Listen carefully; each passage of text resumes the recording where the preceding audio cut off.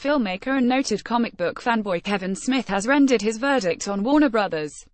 Like most of the previous DCEU films, has sharply divided moviegoers, and largely been pummeled by professional critics. The film opened to a reported $94 million its opening weekend, a less than strong performance for a movie whose budget is reported to be in the $300 million range. The soft box office returns for are particularly disappointing in light of the huge success of this summer's DCEU film, with Wonder Woman returning to fight alongside Batman, Aquaman and other iconic DC comic book heroes. The hope was that the DCEU would gain some momentum with and establish itself as a viable box office rival to the juggernaut Marvel Cinematic Universe and its core films.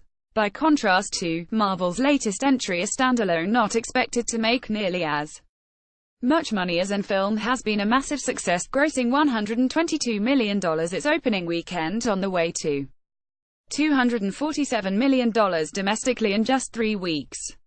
Related, is Justice League worse than Batman v Superman? Speaking on his Babylon podcast with co-host Ralph Garman, unabashed fanboy Kevin Smith, who also has a professional connection to the larger DC universe via his work on the TV series, rendered his own verdict on the film. Going public in general may have been unenthused by the effort, but Smith was clearly pleased by what the film offered up. "I saw twice already. I liked it.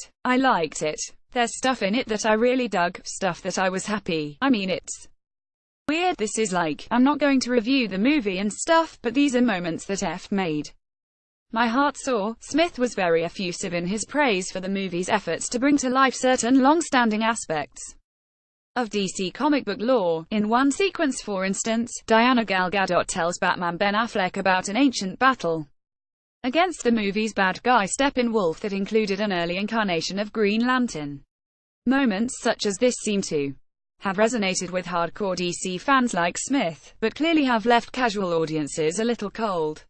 The divide between the largely positive reaction of longtime fans to and the relatively lukewarm response of regular moviegoers points up a general issue with movies that tackle huge, expansive, pre-existing universes laden with mythology. How far do you go in appealing to the hardcores by visualizing the esoteric elements of the universe, knowing that by doing so you may alienate audience members who are not already familiar with the mythology? For every Kevin Smith who gets giddy at the sight of an early Green Lantern showing up in a flashback, there are 10 casual moviegoers who just sit there wondering what the heck is going on. The box office numbers for indicate that the movie is not catching on with audiences for whatever reason. This could be a marketing-related issue, or it could be superhero fatigue creeping in, or it could be that a lot of folks still remember the dark experience of and are not down for another heavy superhero movie, though even critics have seemed to be giving it and director Joss Whedon, who stepped in for Zack Snyder and reshot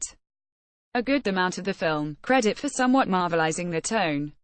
Audiences certainly are not entirely turned off by the DCEU, as proved, but for whatever reason has not picked up the momentum generated by, and that is a problem for Warner Brothers as they map out the future of their DC universe.